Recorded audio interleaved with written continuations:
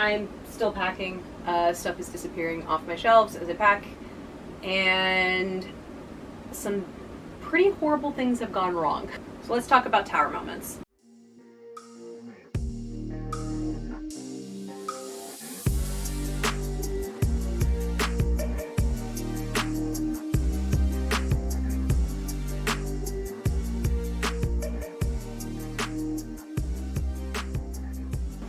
Welcome back to the crypt. Now don't worry if you're not into witchcraft and things like that. I'm not going to heavily get into like magic or anything like that. I'm just using the tower as a good visual representation of these pivotal points of something from the outside really interfering and being detrimental towards something, destroying something that you once held dear. Because this is something that I feel like not just happens in life in general, but also very much happens to us as creative artists in our creative works. There's usually a tower moment for a project, for example. And also, of course, tower moments are pivotal to stories themselves. They are common to be used. Even things like Save the Cat use words like tower or high tower to describe endings of books and this high tension final battle kind of a thing. So I don't want to get too into the details because it's not why you guys are here. But moving into a better apartment doesn't seem to be something that's actually going to be available to me as a foreigner. I knew I would get rejected by quite a few places, but some paperwork came up that just is impossible for me to do, which pretty much means that I am stuck in current housing, Leopold. Well, not current housing. I still need to move out, but pretty much the only places that are willing to accept me are going to be exactly the same place I have. So pretty much I'm going to move in from a place that looks like this to another place that looks identical to this, because the only housing that will accept me is going to be that. Not great.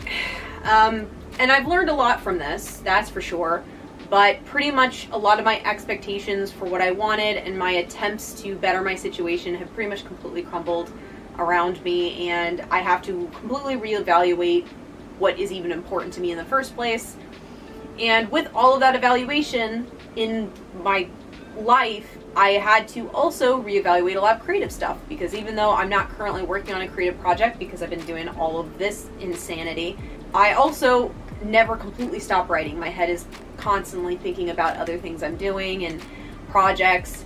And one of those things I was thinking about was NaNoWriMo and how that's coming up. Now, I already said that I was doing NaNoWriMo, and I reevaluated whether or not that's something I actually want to be doing in November. I actually did come to the conclusion I still want to do it, but I realized that the project that I originally was going to be doing, I reevaluated that project because while it's a project that I really, really like, it's a historical project, so I would need to be doing a lot of historical research. And I do find the historical research to be very fascinating. I enjoy it. But when I looked at how much more research I needed to do to feel comfortable to start a project like that, I realized that I really don't have that kind of time. But I still want to write. I still want to do a project genuinely. Like, I'm excited to be writing, especially a new project, because I've been working on the same project for the last 3 years. I really need to switch projects a little bit while Clockwork gets edited and goes through its new process. So when I was looking at my projects in front of me and evaluating, okay, what needs to change? Because this is the tower moment in terms of my productivity as an artist. Like, I can't do the thing I really want to do because I just do not logically have the ability to do that due to outside influences in my life and stressors. So what am I capable of doing that I still want to genuinely do? And I ran into one of my old projects. So Project Storyweaver was a project that I had done back, I think in 2016. So back when I was 26 years old, far younger than I am now. And I can tell that I had a decent start of that project, but about 2/3 through I started meandering because I wasn't sure how to solve the problem that I'd created for my main character. Pretty much I set up my main character to solve the world's problems instead of solving her own problems, and that was my flaw. And I didn't realize that was the flaw until I got to the very end, and it was kind of a slapdash kind of ending, which was not satisfying to me personally. And I remember I felt accomplished that I at least finished the project, so it felt complete in that sense, but I remember feeling very let down about the story itself because it didn't finish the way I needed it to finish. It wasn't satisfying. And I knew I would need to completely rewrite it from the ground up because I had lost way for the character itself, which is a backbone of the story in my opinion. So I tabled it. I've tabled it for years, and I realized that I want to address it again, especially because my style has changed so much from when I first wrote it. It's a little bit, I have a darker style now that I really enjoy writing, and so this is a fantasy, but I would have romance elements in it, which is something that I want to try to get a little bit better at, because I do enjoy reading it when it's written well. And this is nothing against the genre. I have an entire video I'll link up above about my talk about the romance genre. I actually, think that romance in general is written badly across all genres, like romance and fantasy often done wrong, romance and sci-fi often done wrong. It's sad because it's an element that often gets done incorrectly because people I don't think people understand boundaries and stuff like that, like I didn't until therapy. That means I have to rewrite this thing from the ground up, and actually the thought of that was really, really exciting to me. Like, I was thinking about what changes I could make that make me just so excited to write this story. And I don't feel, because the other project I was excited to write it, but I also felt that pressure of research needing to be done and that pending in the background.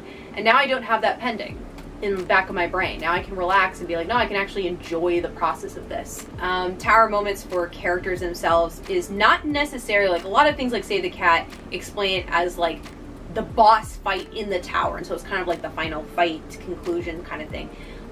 In my brain, the tower moment actually comes prior to that. The tower moment for characters is more about that pivotal point where the main character realizes that what they want is not aligning with what they need.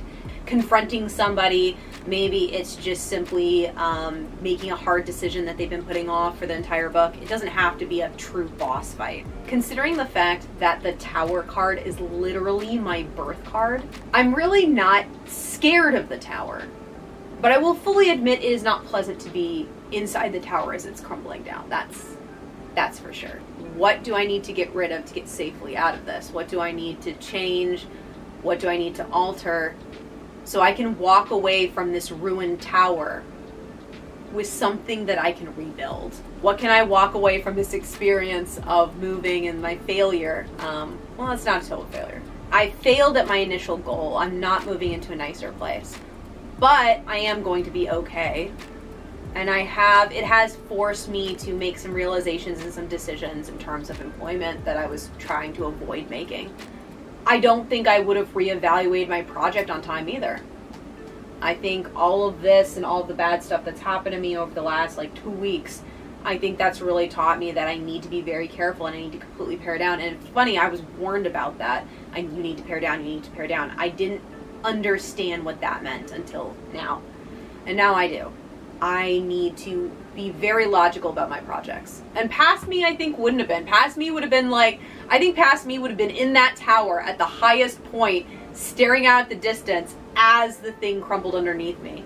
And now I'm smart enough to take what works, leave what doesn't, and get out of the tower before that happens. Rather than wishing the tower not fall, I've just accepted that this thing is coming down. And I've accepted that, and I am doing what I can through the destruction. Let me know in the comments below, have you guys had a tower moment that's had to make you completely alter how you're addressing a writing project?